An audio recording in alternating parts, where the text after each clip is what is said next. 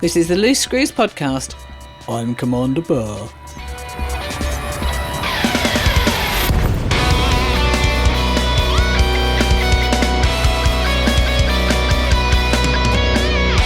All right. Good evening, good morning, greetings. I'm not going to do hey guys anymore. We're going to give hey guys a break because as eagle-eyed members of Discord will have seen, Ty posted in the announcements channel just mentioning kind of where he's been and taking a break, some personal issues and some stuff that made him feel not that great about the whole thing. And I think he said to me that just kind of being in Elite was kind of bringing it all back up. So this is a break that he's going to need. So we're going to continue on and keep the community going in his absence. And I'm betting that sooner or later, hey guys, we'll be back. But in the meantime, you're stuck with me. It's October 22 when we're recording this. It is another week of continuing news story and community goals. There's wars in the faction, and we have some usual folks and some not so usual folks. So start at the top. Chig is with me. Hello. Salutations. I don't know. Trying something different there, I guess. I don't know. Yeah, as you said, Ty's taking a break is a good thing. I'm hoping he's back sooner rather than later, but, the show must go on. And, he'll always be with us in spirit. That's all I got. Yeah, we you know what it is. We value the community and what how it's made us feel about the game tremendously, and the same thing can happen on the other end, right? If something is making you sad about it, it can make you really sad. So, and that's what we've always said is the game, will always be here. And if you're not having fun or it's causing you issues, you just need to step away. And real life always trumps, the video game world. So, I wish him the best. We know we'll be talking to him soon. We need that southern drawl around here, so it's all That's good. Right. This place is going to get too northern if we let it go too long. It is getting very northern. We're shifting that demographic north. You saw I'm getting a ton of snow already, so that's how far north I am. Yikes. Yeah. Also here tonight, of course, NL Hate. Yo. Hello. Also semi-northerner. No snow in these parts, though. I sweated and had to turn the air conditioning on in the car. Yeah, it was 81 degrees today in Cincinnati. Anyway.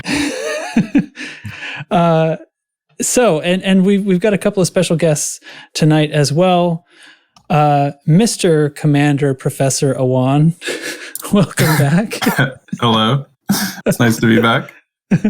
What part of the country are you in again? Not the north. No, Florida. Yeah, southeast. Yeah. Always drowning or experiencing some sort of huge wind gale. So pretty normal. Right. Basic day. And I think for the first time ever on the podcast, for some reason, let me see if I can get this right. Mr. Commander, Lieutenant Commander Data. Yes, hello. It's very important. You got that right. I can help start the show with a quick word of advice to anybody thinking about buying this game. It adds Commander before you use your name. Glad to be here. So we haven't had Commander Data as a guest on the show in all of its many weeks, even though, as far as I know, he's been a staple standard member of the community since as long as I have. So as far as if you're gonna check Discord, if he's not in there in the evening, you're like, wait, where's Data? So I don't know why it's taken this long to have him on the show. Yeah. All right, so welcome everyone. Let's do a podcast. First of all, I wanted to start by announcing another event that promises to be very fun, and this was Commander Awan's idea. So, should I say Professor Awan? I think let's axe Commander from that, right? Either or is fine. I mean, Awan's my real name, so I respond to anything. Well, so you had a great idea for another event in the vein of the last one that you did. What do we say? Voice acted lore tour. Yeah. Yeah. So something a little more Halloween twinged. Yeah. Hate brought up part of the idea to me to run through some of the INRA bases at the time for a spooky October event, but I decided to do one a little better because I wanted to save partly some of the INRA bases for just a full INRA event, because that's a really long story in and of itself. But coming Tuesday, October 27th, we'll be trekking through some of Elite's voice-acted horror stories. There are actually a surprising number of them, though it is sci-fi, so that kind of a loss to the genre. From brainwashing signals, alien-styled xenomorph boardings, to being force-fed by machines, these are all things and more you can witness. As whoever wrote a lot of these stories clearly had a fine taste in the natural horrors that come along with the sci-fi genre. So, we'll start in Oleron, which is a system named after the god Oleron from the Yoruba pantheon, of Latin America. As a god of the fundamental forces of reality who also happens to possess the ability to control time, I also hope that means that you will be equally punctual on arrival. I would assume we are going to start around the general loose screws event time, which I can never remember when that is because it's always an hour back for me. It's like 8. It ends up being I think 8 Central is traditional, which is like 9 for me. Okay. Or do we start earlier than that usually? I think we usually try to start between 7 and 8, and it usually ends up being 8. Okay. Yeah. Minnesota time. If we aim at 7 Central. No, Minnesota time. What? I don't know what you're talking about. I'm commandeering Texas time until Kai comes back. So now it's Minnesota time. Well, Okay. we'll just do it at the same. It'll be the same time as 8 EST for me. As it was last time for the Black Flight event. So the system is Oleron. That's OLOURN, and we'll be moving around a good number of the systems within the bubble. This also presents an opportune time to go back over a story that was integral to Elite at one point in time, which was the Thargoid narrative, which its logs were very much horror story vibe, where later into the trip, we'll probably take a pretty deep dive into that, as that was one of the more bizarre stories that has a series of 9 pretty long voice-acted logs, which are separated by 2 moons apart within the same system. So, apart from hearing stories about human bodies vanishing before people's eyes like phantoms and invisible objects that generate gravity for whatever reason, you'll get to hear a great deal of the Thargoids saga, as there were quite a few CGs and Major Galnet bits pertaining to them around the time of the Thargoids center stage arrival. So it'll be a decent run around the bubble. It won't be, super far jumps or anything. There's not going to be any carriers involved. Most people here seem to have exploration ships, and worst case scenario, as always, build out an A-rated hauler or an adder or something, or a Cobra. Cobra gets 25 light years. Generally, if everyone can bring their exploration ships at whatever they're at, it'll probably be fine, because it's not going to be outside of the bubble, and we're starting kind of in the middle, upper middle in Oleron. So. Okay. Yeah. So there's not going to be, inside the bubble, there's no minimum jump range. You'll just fall behind a little bit in pace. Yeah. Oleron is very, very close to the first of the starting systems. So we'll have that down, and then I have a little sets track I looked at on the 3D Canon map. So should be the shortest possible route that we can do for them to max time and all the logs. I think there'd be 9, probably a good 18, 20 logs in this altogether. So it'll be interesting. Yeah, right on. So, yeah, that sounds really cool. And streaming too, I assume, as before. Yeah, I'll be streaming that on Twitch for recording purposes, and I'll have that link up somewhere, and I'll put an itinerary or whatever in events, just so people know where we're starting again if they didn't catch the recording or whatever. Awesome. Experience this stuff, in Elite through audio logs, which I think, helps let your mind imagine things, which I think enhances these horror type stories. I've listened to a couple of them at a couple of different locations. Yeah, there's a lot of them, and it's interesting because whoever did I guess it was who was the guy? Michael. Oh my God, who's the guy who did the generation ships? Oh. What did you say? Someone said something. Michael Brooks, right? Yeah. Michael Brooks did, according to my knowledge, did most of the generation ships, and he had a very fine taste for the twistedness that can happen when human beings, are in a closed quarter for eons. Totally many things can happen, but what's interesting is there were a lot more surface settlements that were one-off stories.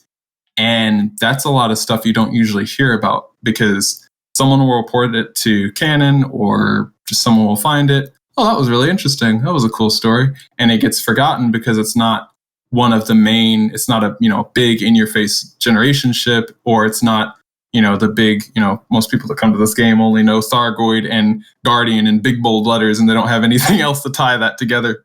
So a lot of the one-off stories, when it's not pertaining to the main stuff, gets really left behind. But those are some of the best for Elite's horror set. So I thought it'd be perfect for Halloween to run through those, especially if they're voice acted and all that.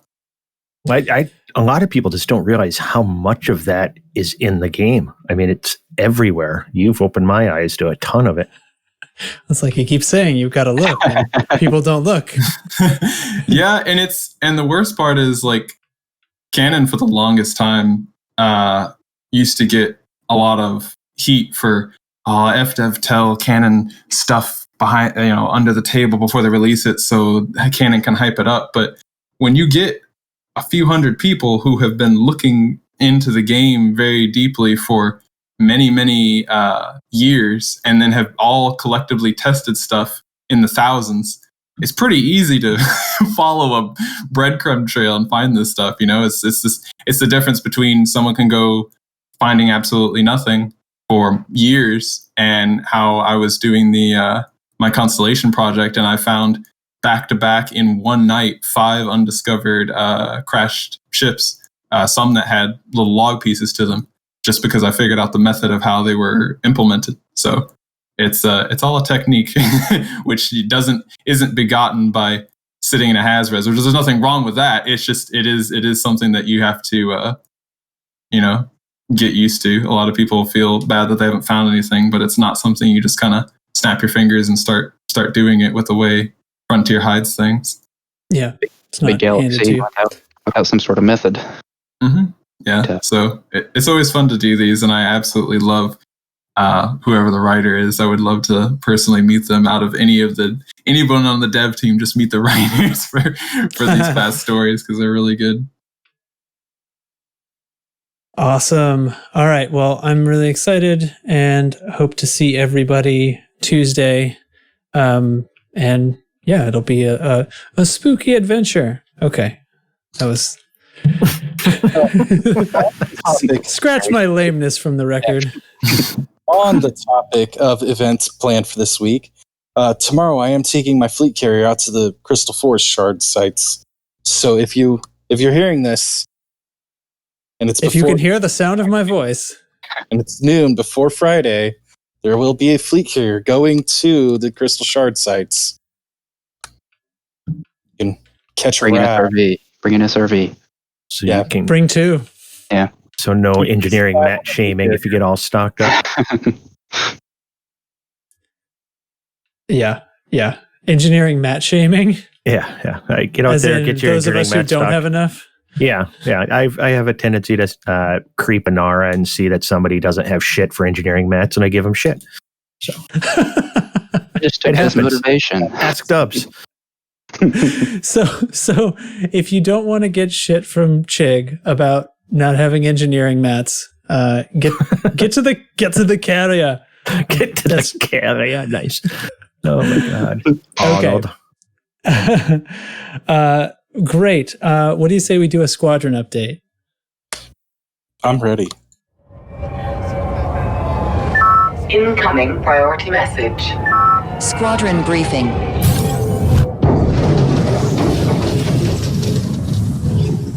War. War's left. War's right. War's with players. In the Syndicate system this week, we've been at war, and we are in the seventh day. We are in the 7th day of active combat. And after we finish this war, we have to instigate another war with the same faction. We may see more player involvement. So if you're hearing this and it's already been a week, we'll still probably be at war or re-instigating another war in Semikets. We're closing in on our control war in Kwama as well. So if you've got a combat ship, or if you need raw mats to engineer a combat ship, see how all this stuff links together? Yeah. We're doing another war in Kwama, as well as preparing our invasion of V640 Cassiopeia. I want to give a huge shout out to Mr. Commander Manitook and Pepper Grinder, who's back on the grind, and McPherson, all of which have been doing our background stuff, and Commander Shockwave, who did stuff that didn't happen. What? Lots of background simulation stuff has been going on, and all of it has been in the public channels. Oh, I see. Some stuff that didn't happen. Yeah. Stuff that did not happen. Gotcha. But Wink, you can wink, neither nudge, confirm nudge. nor deny if it did anything happen. Gay frogs. And I believe that wraps up the squadron update for this week. Huh. All right. Thought you were going to sing some show tunes for us. I'm confused. Well, No? What? I thought you were going to sing show tunes or something this week, but I guess that was a lie. But we'll move forward. Okay. Anyway, one more order of business, I guess, would be Chick Chat. Am I right? Sure. It's Chick Chat. Yeah, that's a fact. It's Chick Chat. Where the cheese at? We here at Loose Screws never end a sentence with a preposition. There's your southern drawl right there. There it is. That keeps us grounded for sure. Well, let's just say this. I really didn't think of a good Chick Chat this week because I was busy playing in the snow and working more than any human being should and all that. So I came up with a Chick Chat earlier today as I was eating dinner. Yes, I'm doing another food thing. Don't judge me. He thinks a lot about it. Yeah. Well, we had BLTs for supper. Yeah. This Chick Chat is going to be about BLTs. Here's the thing. I'm eating it, and there's two parts. First off, it's always an argument in this household whether a BLT should be on toast or bread. I like plain white bread so I can squish it and the bread gets squishy, and I just eat it that way. The second part is an obvious one that would come from me is, does cheese belong on a BLT? I say yes. I don't think it counts as a sandwich without cheese. But that's all I got. I just want to know what you guys think. Should it be toast or bread? And does cheese belong on a BLT? And if it does, shouldn't it be like a CBLT or BCLT or BLT and C? BLTC? Yeah, I don't know because my wife thinks BLCT? I'm crazy for putting cheese on a BLT. That's it. Otherwise you wouldn't be allowed to talk about it. Exactly. All right, this is the deal. Everybody sound off. You have to do it. It's the price you have to pay. do it. Okay, wrong on both counts, I have to say. So if you toast the bread right, it's nice and crunchy on the exterior, but you still get that squishy part on the inside. So you can have the best of both worlds. No, but there's crunchy on the inside if your bacon is good and crispy and the lettuce. So you already got crispy on the inside. So I like squishy on the outside. Well, that describes a lot of us, probably squishy. Everybody probably assumes I weigh 400 pounds because all I do is eat cheese and talk about food and drink a lot of beer. Yeah, I really need to evaluate my life choices. Can't even talk. Listeners, there are pictures of Chig in the Discord, so please come join the Discord. You don't want to see that. In the NSFW channel. Yes, good God, should be. What do you think, Professor? You're the expert on everything. I don't think I actually have an opinion on this one, considering I don't really eat. I don't really eat anything but very foreign foods. I don't think I'd be a good draw for this. What kind of foreign foods? What's your diet consist of? Now I'm curious. Particularly Japanese. I grew up really with the neighbors, and they had a lot of Japanese style foods. We had Taiwanese, Vietnamese, a lot of stuff like that. So I don't really. Do you do a lot of the cooking yourself, or is this a lot of takeout? Yeah. Oh no, cooking myself. This is good. Yeah. Yeah, I love cooking for sure. So, all right. So he's definitely looking down his nose at my pathetic American food. What is this, white bread? No flavor, no body. That's why you got to toast it. We know. Artificially adding body by making it a soft, a solid. All right, Trax, you're the only one who hasn't talked, so you got to give your opinion so we can get the hell off this topic because it was really grasping at straws. I don't mind adding cheese to almost anything. So I think that's fine. You do have to add the letter, though. That's the rule. And I think I would toast it. I don't care that much about soft, squishy bread. Use thicker bread. Yeah, I mean, that would be fine. I really do. I think, yeah. So I'm going to go with toasted, but cheese is fine. All right. Blue cheese crumbles. No, blue cheese. No. I can't do the soapy cheeses. That's right. You got the soapy cheese. I have the wrong gene or whatever it is. That's right. Yes. You're a mutant. That's right. I'm a mutant that can't. He's evolved. They can't handle. Well, he's evolved past blue. Devolved. He's definitely devolved. Okay. All right. So let's get to community news. What do we got this week? Okay. Well, okay. So the Galnet. What can be said about Galnet that hasn't already been said about a sewage dump? Okay. I have to allow all cookies before I can read this page. Okay. So let's see. I'm looking at the dates. How far back did we miss?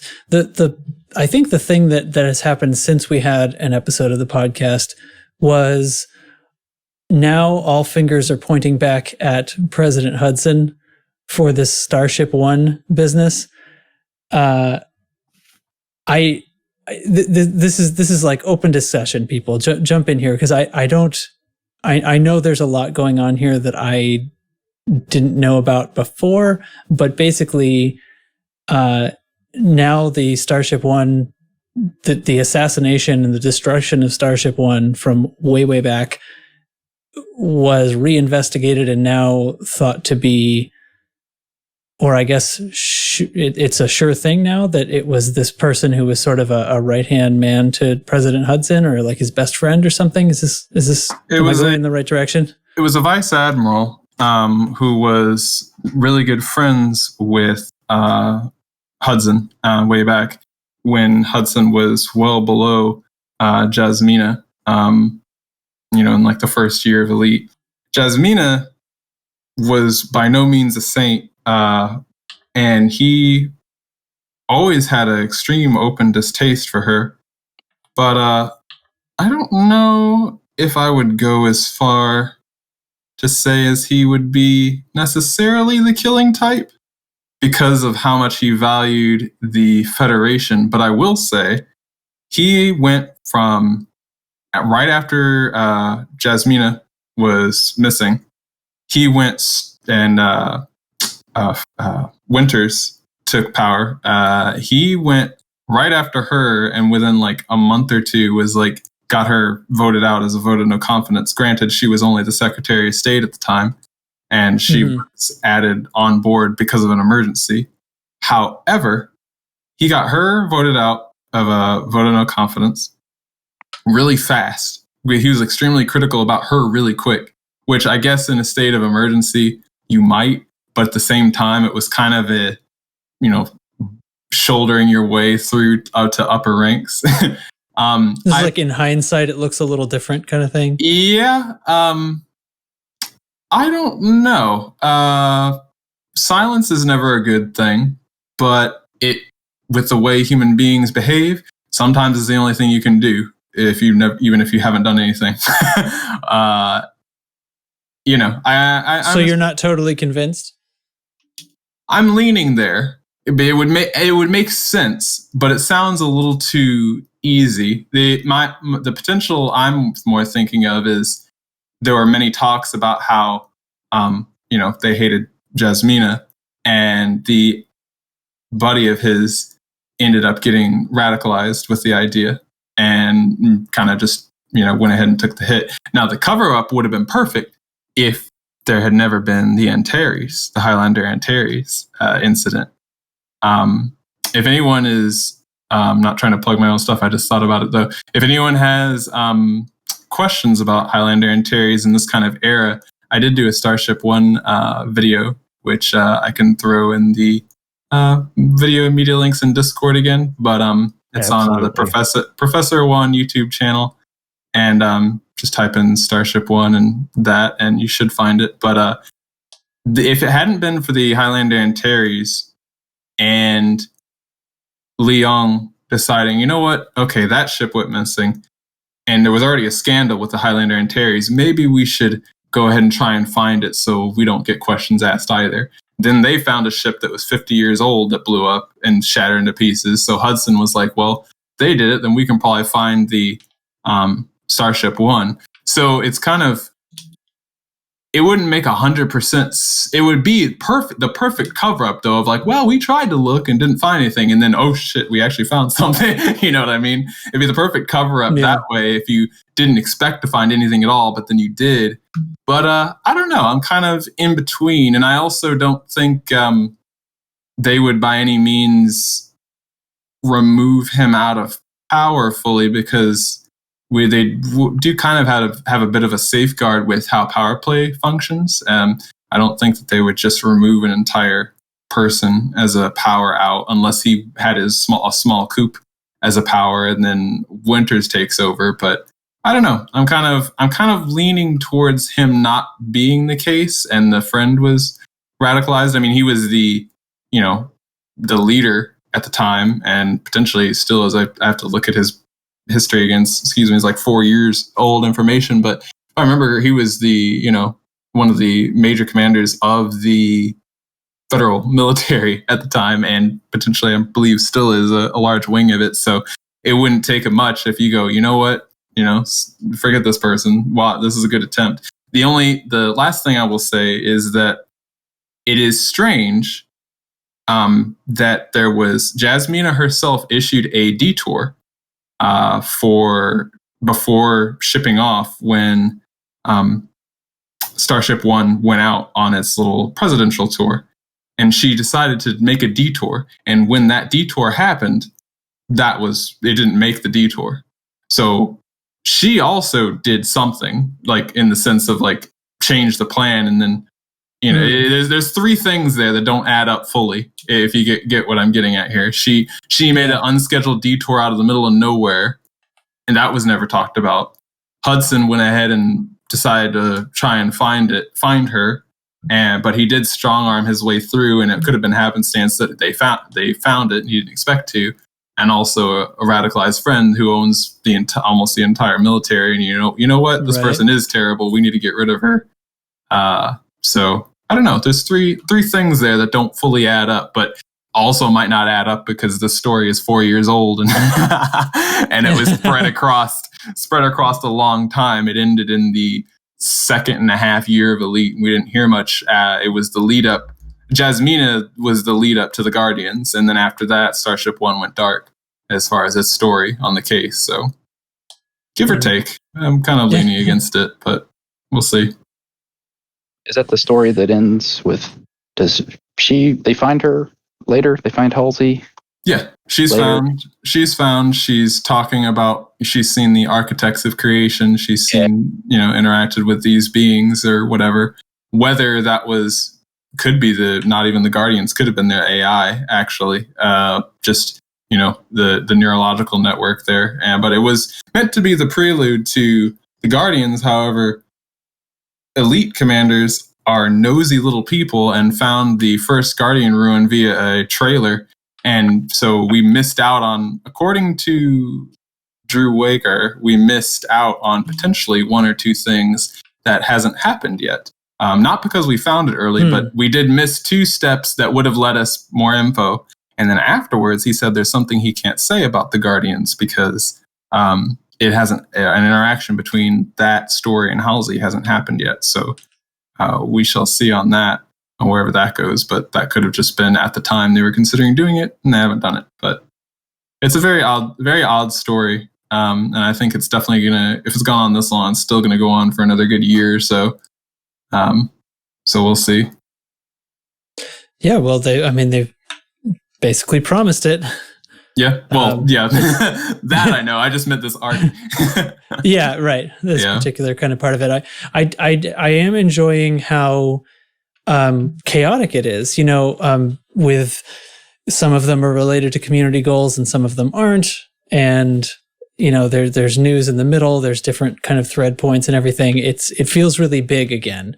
It is not just like there's Elite, and then if you're paying attention to the news, there's also this story arc that's going on. No, there's like several threads of things kind of moving all through, and so and they're doing a very good job about bringing that story out visibly into the game because a point I'll get to in a bit about the Heralds, but they have actually been putting in, for instance, the Marlinus fleeing to these 6 systems that were working out of a 7th system to give refuge to.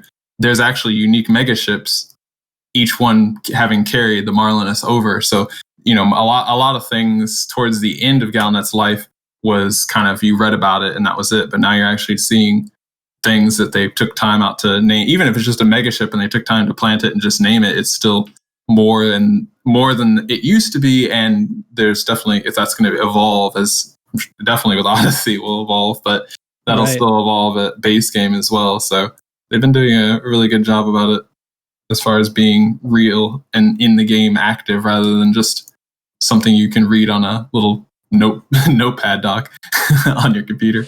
Right, exactly. Yeah. Cool. Okay, well, so in community goal land, well, I'm sorry, did anybody else have something to add? I mean, I was throwing that one to Awan because I knew he was going to go through the whole thing. I just jumped in because I was like, I don't know how many of you guys have been around since that first and a half year. So, right. Anyway, so the community goals that are sometimes associated, sometimes not. So the one last week was Thargoid attack in the Witch Head Nebula, which succeeded fully. So I guess everything's protected and the Thargoids are gone forever. Yay! I'm looking at one right now in the Witch. Very last one. Yeah, I'm very surprised that was within 4 to 3 hours of the community goal ending. We actually completed it, so I was very surprised we got all 5. I didn't think it was going to complete either. Yeah, I knew it was possible. It's just within the first day and a half, the top 75% hadn't even killed an interceptor yet, and I'm like, yeah, no, okay, this is we're dealing with people who are not capable of breathing. I'm not sure if they're going to be killing these Thargoids, but lo and behold, it picked up. It did. It took a minute, but we got there. So that ended. That means anybody in the top 75% has the frameshift drive booster unlocked for them and a size 4 module placed in storage. Yay. And the discounted unlocks at the tech broker in Bray Landing out there in Witchhead are still discounted for another week. So you've still got like 5 days or something by the time you hear this podcast. Significantly discounted unlocks for stuff that's not that easy for new commanders to find, at least. So that's exciting. Get all your Guardian stuff and the few human tech broker stuff unlocked. And a new CG has popped up. We're bouncing back to the other storyline. So now we're doing Marlinists again. We have refugees. They're fleeing into federal space, and they need first medicines and food and basic refugee supplies. And then they're also going to need protection of those supply runners. So we've got cargo running and bounty hunting, which is nice, I guess. Yeah, the last one was conflict zones, right? So I think bounty hunting's perhaps a better thing to have, like massive multiplayer, like all-in-one system kind of things, because the troubles that I was having with the conflict zone community goal is people locking them out and not getting them to reset and stuff when we wanted to step out and then start the battle again. I wasn't running into a PvP. Your issue there was that you weren't killing the people in there that were locking you out and then coming back. But they were fighting for my side. I don't know. No, that's right. That's the old ganker me freaking out. You're fun. You're in the right. That's my old mind. Yeah, I heard tell of ganking kind of stuff going on at that community goal a couple of weeks ago. I did not see any of it myself, not for lack of trying, but I just couldn't get anything to happen. So I moved over to private group. So, but anyway, so now we're at bounty hunting. So basically we're running basic medicines and food. Let me get the list. Why don't I just look at the thing like a good podcast host? So deliver basic medicines, clothing, food cartridges, fruit and vegetables, and evacuation shelters. For me, when I've done cargo CZs, Whoa. Cargo CZs. This is a new trick we're going to start. I will hit you with this cargo container. When I've participated in trade, I guess I should say trade community goals, typically you find the most expensive item on there because it's going to make you the most money. Not that money is really the thing. There's always faster ways to make money than these sorts of things. But this is like fun interactive gameplay stuff because there's always going to be lots of commanders around and there will be PvPers to dodge and stuff like that. So, So go there's the best place I always go to is at the community goals section of the Elite forums. It's about the only thing I use the forum for anymore. But they always have a really good breakdown with like quick links and stuff to all the info that you need to know. Going on in the system, LFT 625. Mm-hmm. And likewise, the bounty hunting community goal is in the same system, of course. So hunt bounties. As far as I know, this is the rewards are just the credits, right? Oh, the rewards for the bounty hunting it is, but for the trade, the tiers, there's 6 systems that the Marlinists have fled to, and you can go get dock at the systems that they're actually mentioned in Galnet, and you'll see some special local news if you dock at the station about them. But each tier is a system, just like the Thargoid one. Each tier is a system infrastructure prevented from failing, and potentially a lot of people dying. And as far as the storyline goes, maybe even if it breaks into war, because I remember one situation like this before where a system infrastructure fell, and then a rebel group came in, busted in. Yep, all right, everything's falling apart, so we're gonna take these people back. See ya. So, no. Yeah, you never know.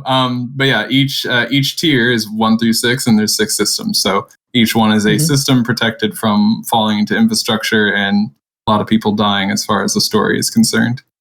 Right, and presumably additional story things like that. Yeah, refugees falling back into enemy hands and stuff. Pro tip for the bounty hunting CGs, because we haven't had one in a million years. If you, I haven't looked at the system yet, but I'm quite sure it has many partners in its area. If you are having trouble in the resource extraction sites, even if you don't have gankers, and you're just having a ton of people nuking ships in 5 seconds, and you're like, well, I can't really do this here. You can, but you still want to play in open, you can go to a system or two over that same minor faction that's having the CG is present in, and you can get the bounties in the next systems over and then bring them back. So if you want to stay in open with your friends, you can do that if the systems are too clogged. So it's about where you turn in. Yes. Rather than, cool. Yeah. So the immediate effect, like you said, is preventing negative system states. But do we think, I would predict these CGs will be fulfilled by the community. You think this is going to lead to a war or conflict between the Empire wanting their people back and the Federation saying no? Some sort of larger conflict? I'm leaning on that. I remember we missed out on having a great one way back when I can't remember what the treaty was called, but there was the Empire and Federation were kind of in an arms race for building capital ships way back when. And this treaty was about to be up. And they were both thinking of like, all right, well, if you're going to make a bunch, I'm going to make a bunch. Interestingly enough, they contracted some group to work out of the Cole 70 sector to build the capital ships for part of it. That's completely permit locked.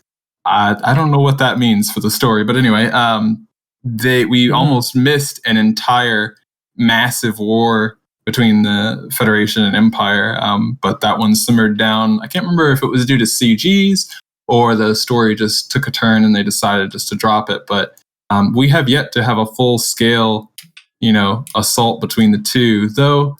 I don't know. It depends. If the Neo Marlinists do another big hit that's like really wacky, then yeah, the Empire would probably just come for the Federation at that point and just use it as an excuse, even just to mess with them. But I don't think it'll turn out well, because anytime the Federation have been opposed by the Empire on a small scale, the Federation have always been 2 to 3 to 4 tiers up than from the Empire on conflicting CGs. So we'll see. It definitely should lead to a good large scale battle. So that should be fun. I miss those. Yeah, that would be really exciting. What I'm what was I even gonna say? No, I don't know. What someone else? I want opinions. What is I don't know. What's your favorite kind of CG? Actually, you know what I want to talk about? How come we don't have interstellar initiatives? Remember that? Remember how that was? What was the difference? Yeah. It was the name was just different. semantics.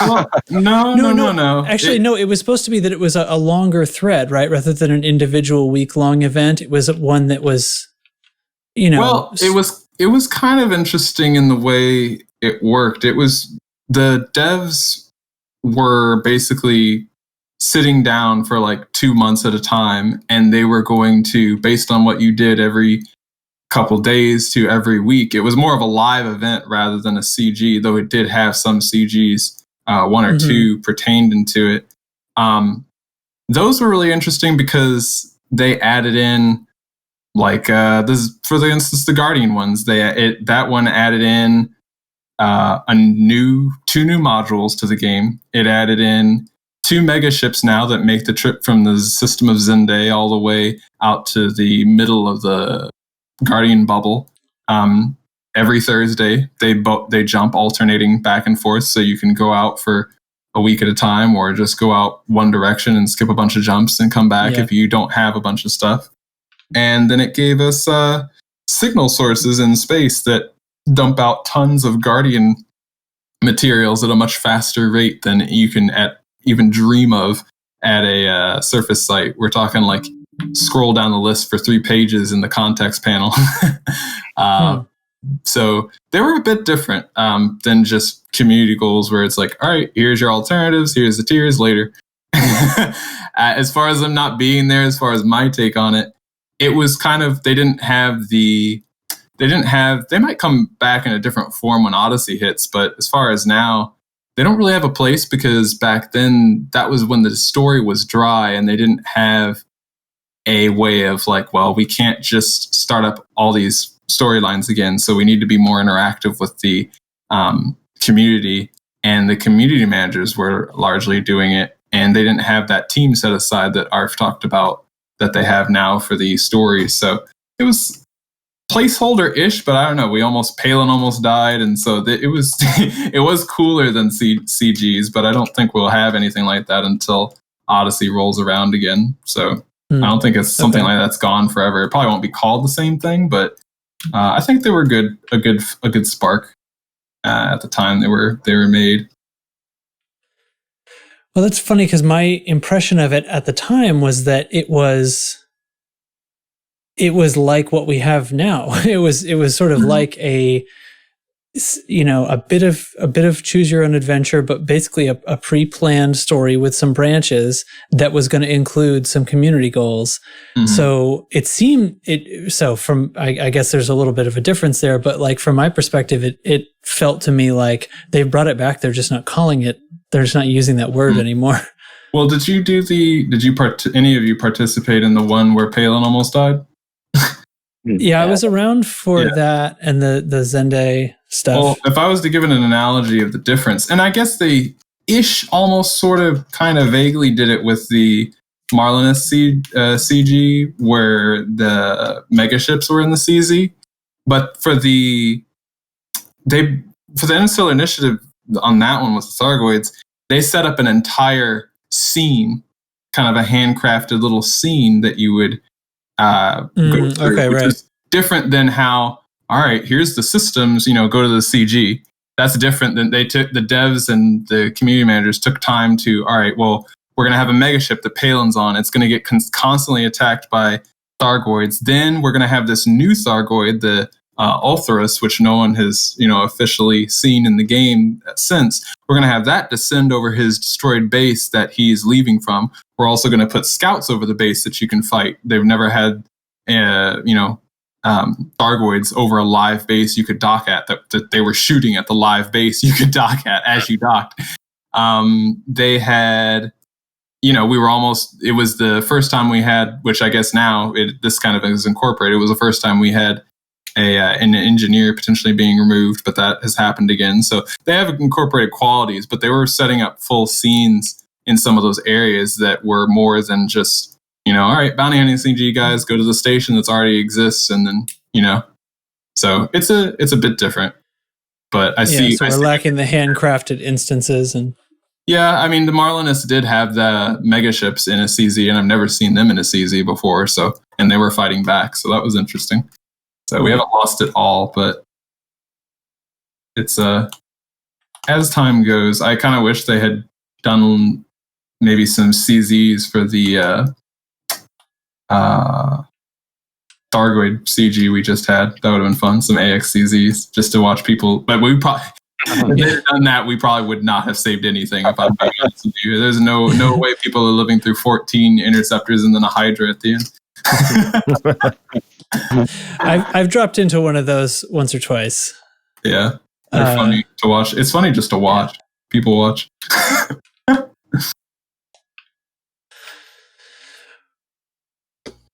What do you think, Data? I haven't gotten you to talk very much. We have you on the show finally, and then I don't feed you anything. What's your favorite cheese? I don't know what to do. Well, I don't know about cheeses. But all right, I'll go with a nice sharp cheddar. How about that? Okay. Cheddar. My to give you sort of my time frame perspective in the game.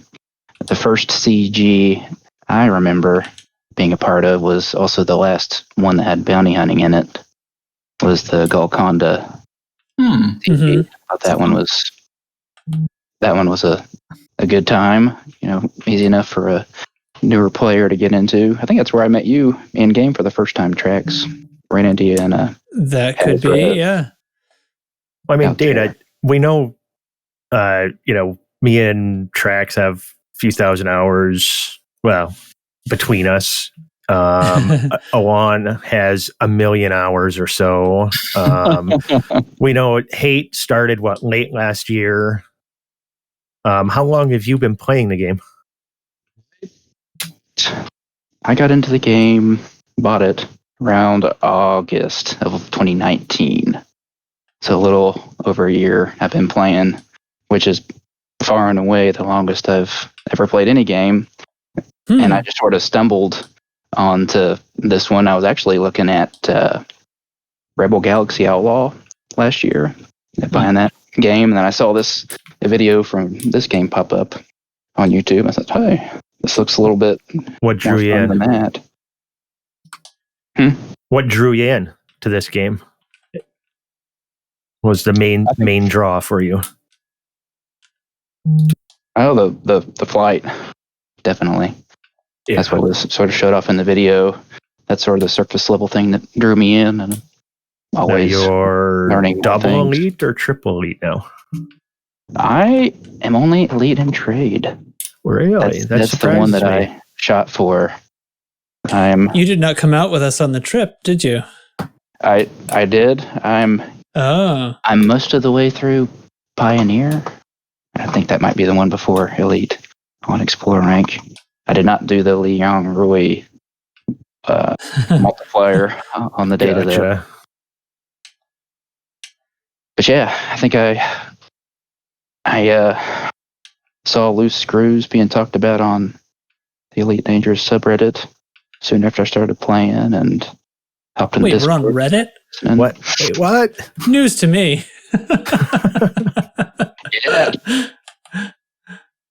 Yeah. So yeah, been having fun, making friends, learning things. Hell of a community. Yeah. Yeah, for sure. That's what's kept me playing. Oh, absolutely. No doubt about it. All right, favorite ship? It's got to be your Corvette, right? It was when I first got it, but I've been trying. Okay, let me back up a second. All right. I've followed some of the early game guides. Get rich quick. Mm-hmm. Get into the Anaconda as soon as you can. Sort of how I started the game, which was okay, but probably not the right way to go about it. I think I missed quite a bit of experiences in the smaller ships. So I've been trying to spend time in a couple of medium ships recently, the assault ship and the Alliance Chieftain. I've been having a good time in them. Now we've been doing a lot of conflict zones for the BGS, so yeah, you pull out the Corvette. It's like easy mode. Easy mode for those when you just need to get it done. But that's definitely not as much fun to fly. So small ships. What ship were you using when we were? I think you're the only person in out of Loose Screws that I've ever done a wing with multiple interceptors in the same instance. What ship was that you were using that day? We were duoing, 2v2ing interceptors, because there's a couple places in the Pleiades where you can have up to 3 interceptors spawn in. If you're really crazy, you can have them be, a Medusa and Basilisk, or 2 Cyclops and a Basilisk or a Medusa. So if you really want to go wild. Yeah, that was a lot of fun. We had 2 or 3 Cyclops around that dead Empire megaship. Yep, that was a lot of fun. But yeah, what ship were you using in that? I was in a Great Mark II in the standard AX build. Okay. For that, that's the only AX ship I've built. I'm not part of the Ad lads. The ad lads. Ad lads. Yeah. If I hadn't PvP'd for so long, I would probably have been using one myself. But the reason a lot of people don't use the FDL is because it has a lot of maneuvering downsides that if you're not used to FA off, you are going to get, stuck in some sand pretty hard, even with engineering at times. So that's not something you want to do when you have an interceptor on you or multiple. But after being in the FDL for so long, all 4 Gosses line up perfectly, and then you got a flak under there. It isn't really anything else like it for me, but that's just from a PvP mindset of sniping people's FSDs from 6 kilometers away. Depending on your piloting skills, but worth it if you pull it off. Yeah. Yeah, that's what I built for this last CG was the AX FDL, which was a very satisfying amount of Gauss damage and needing to triple heatsink to keep it under control.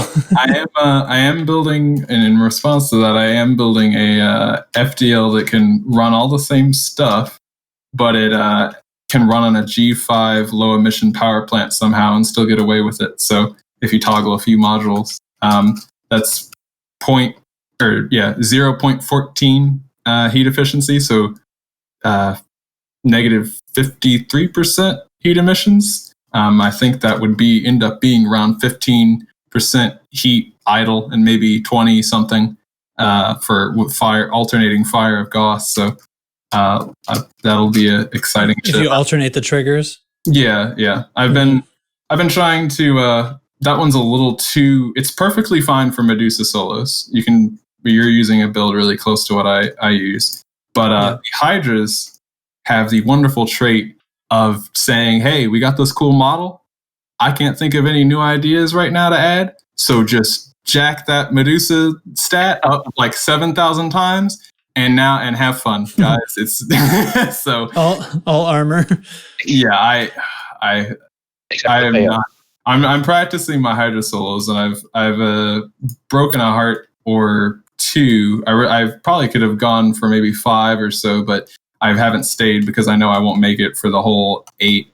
But I'm having to change my build around so that very warm triple sync FDL has not been cutting it.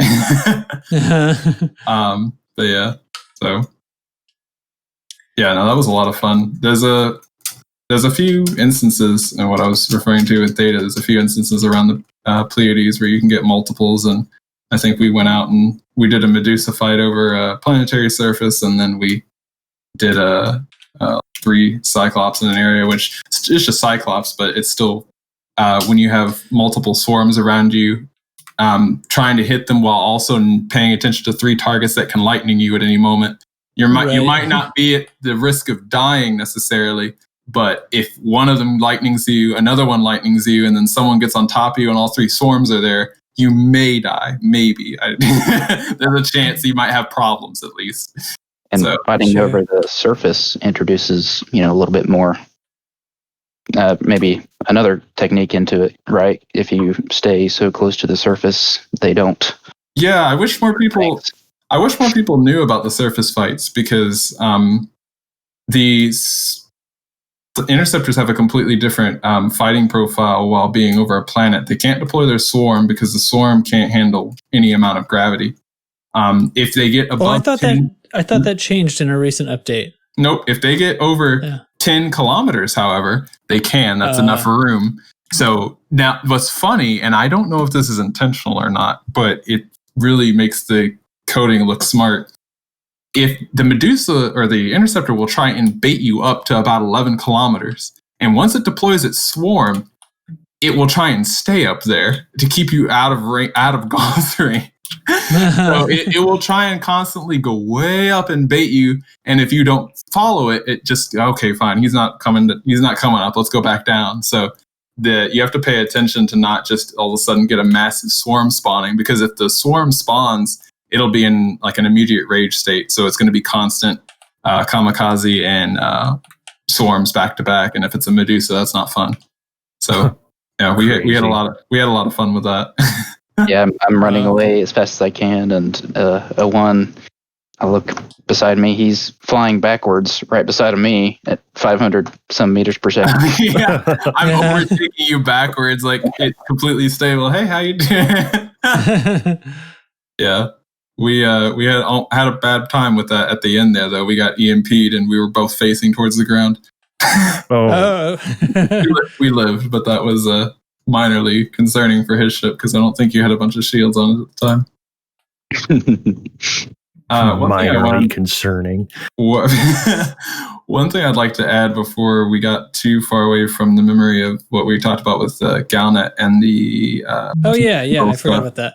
The FDev have finally brought back in-game heralds, and what those are the little section of all the station's starport service panels that we all ignore unless we're looking for the traffic report or something like that for BGS reasons.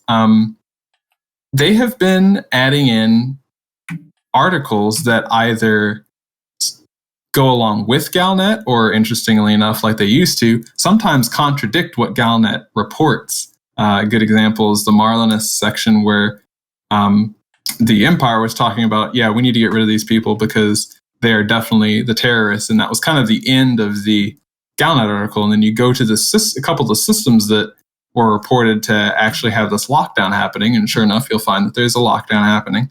And then you dock, and it tells actually that, no, these people were literally just had a different idea. They weren't even doing anything about it. They weren't even trying to overthrow their local government. They were just sit in your house and have an idea like, I like bread. Nope. These other people like bread. They also go to the station.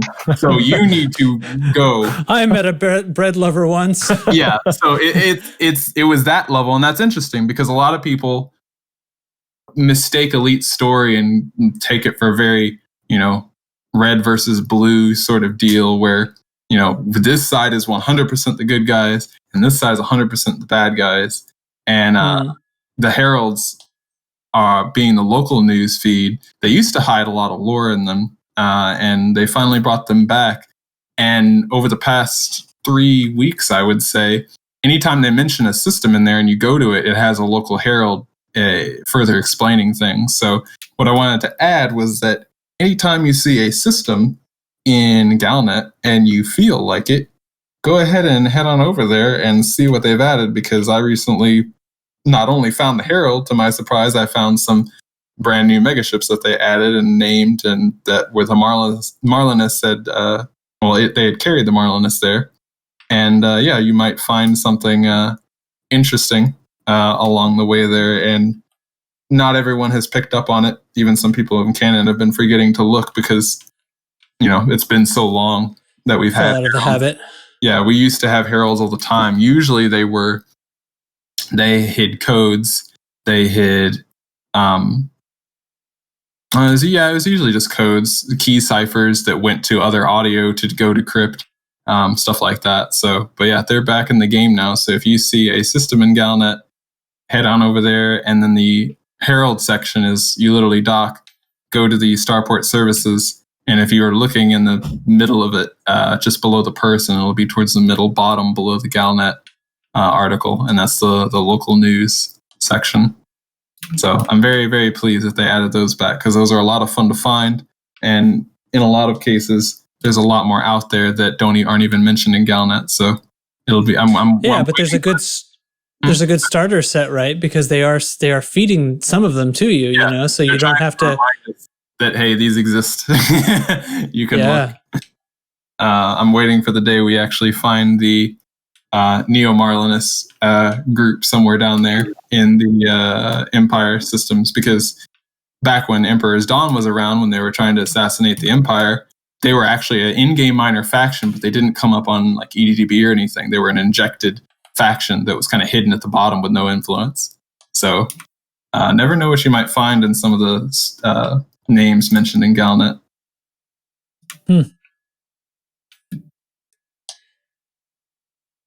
Well, it's an exciting time. Yes. Were you gonna say something? Oh, I was just gonna say, I'm just shooting stuff in the CZ. We are tearing these things apart this evening, by the way. If we lose this war, I'm calling shenanigans. Yeah, we thought that last night, and it showed up as a loss. So clearly, we're getting some invisible opposition here. Yes. Would you like to tell me a little more about that? Because as I said before we started, I feel like I remember this system being a point of contest for something with some people who were really bad at flying, but they could kill NPCs, and I have absolutely no clue what that is. It's when you have, photographic memory, and then you got that mixed in with playing a game for 6 years with random people. It doesn't always work out. So how many people did you have working on it, and how long were you working on it to lose a day? We had, yesterday we had 8 of us, at least around this time of the evening, and I don't know how many we won, how many high CZs we won. It was several. There was one of the very first ones I was in. It bugged out on us. Didn't update our progress bars right, if y'all recall that one. Don't know if you're in there or not. And we ended up losing it, just barely. That was only one. That I was a little late to the party, so last night we made a new friend. We did see one other player that was fighting. Yes, and that player is out here fighting with us again tonight. Yeah, he's on our team now. That's awesome. I think Dubs made first contact. Yeah, did he shoot out his FSD and then say, "Hey, want to be friends?"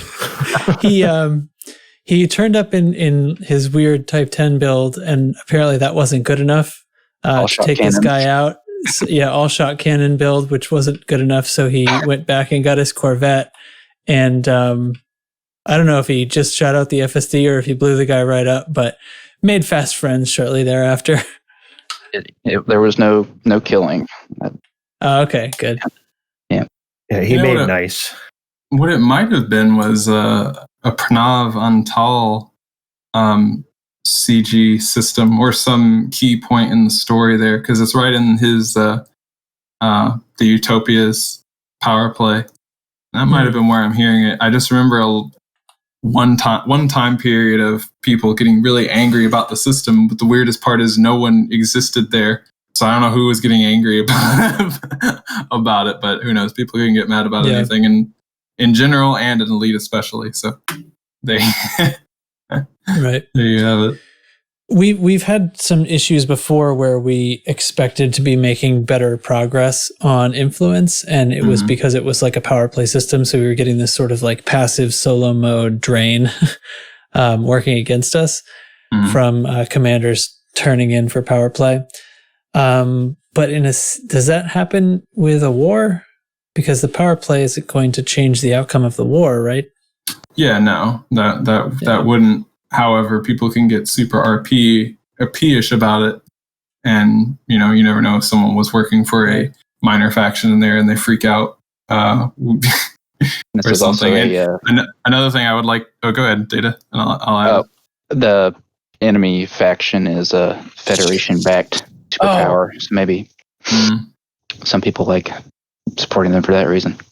Yeah, one thing I remember that happened specifically with Sinbad was we took a system of a group that was inactive for 2 years, because why not? I mean, we already have like 60 some odd systems, so and we took that, and then these people pop up. Hey, actually, we wanted that. Okay, well, you can either fight us for it, or I mean, I don't know. What do you want us to do? You got like 10 people, and we're 1,400 players in our Discord. So I don't know. What do you want to do about it? And they're like, well, we'll fight you.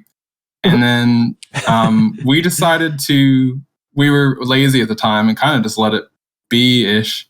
And they won the war, and it stagnated. And then they were like, oh my God, we won this war against this big group. Actually, all of us kind of just gave up and said, actually, it probably isn't really worth it anyway. But the way the system was, we just ended up kind of not wanting it. So we gave up, but they got invigorated like, oh my God, we did this. And then they went and said, all right, well, we're going to try and take one of your systems now. And we were like, oh, okay, go ahead, I guess.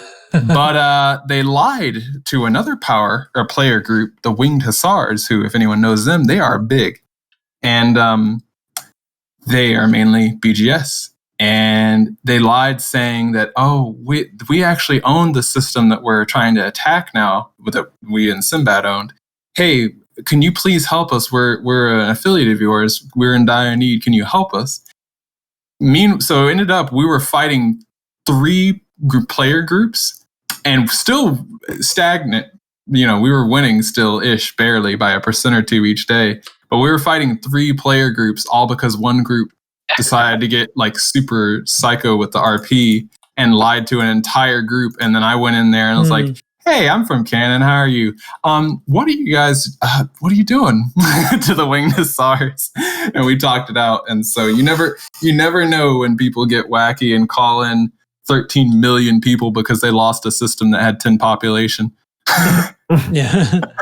So, and that is a reasonably active area you guys have. So, I wouldn't be surprised if some people got together and did something every once and again. Yeah. It's fun to know there's other people out there. It's not as fun when you can't see them, but still fun overall. The power players really do care about their BGS. So if anything, it's more, you want to be more concerned about them than the smaller groups in the area, because a system change for them could mean the difference between 30 million to keep the system under your control, or up to $1 billion, depending on what's going on in credits. So that's a decent amount of money that you might be hurting people out on. So, you never know. But it looks like a pretty quiet area as far as power play. And Tall isn't very antagonistic, and the only other group is the Alliance that you're kind of near, and they sure don't care. They're almost always in first place without doing a damn thing. So. Right. Okay. Well, and any other fun for this week, or shall we reconvene this meeting on Tuesday? Yes. That's good. 8 Eastern, 7 Wisconsin time. 7. Wait. Wisconsin? Oh no. Minnesota. Minnesota. It's happening. It's gonna happen. Texas time. I'll find you, Hate. Just don't tell me he's from Milwaukee. I made that mistake once. Oh God, that's right. Yeah, don't. See, I live right on the Minnesota-Wisconsin border, and huge football fan my entire life. So it's been a Packers-Vikings rivalry forever. And living just across a bridge from the other state has always made it, fucking dirty Scotties and their corn-fed whiskey pigs for women and stuff like that. Yeah, it's not offensive at all. Oh my God. Yeah, that's how we're ending the show. Holy crap. All right. Well, thanks for listening to Loose Screws. I hope we're still around next week. If in case we're not, you better go to the website loosescrewsed.com and get your merch now, because I don't know how long it's going to be still available. Join the Discord. Do so now before we get thrown off of the internet.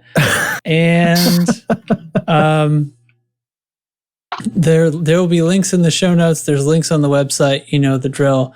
Come join us. There's lots of wars, and there's also some peaceful activities and stuff too. So, and we'll hope to see everybody on Tuesday for the very, very fun and spooky times that will be had. All right, cheese me something other than cheddar or blue cheese. All right, it's going to be something other than cheddar or blue cheese. You also forgot to tell people to like, rate, review, smash the like button. Yeah, smash the bell. Yeah, you need to get your influencer hat on, Trax. Come on. Like, comment, and subscribe. Oh God, don't do that again. Trax here. Oh my God. All right, so this week's cheese is going to be ricotta. It's made from typically sheep's milk. It's the whey left over. Then they process it again and make ricotta, which is basically like a creamy kind of thing. And like cottage cheese, I found out ricotta, people will use that instead of mayonnaise on a sandwich too.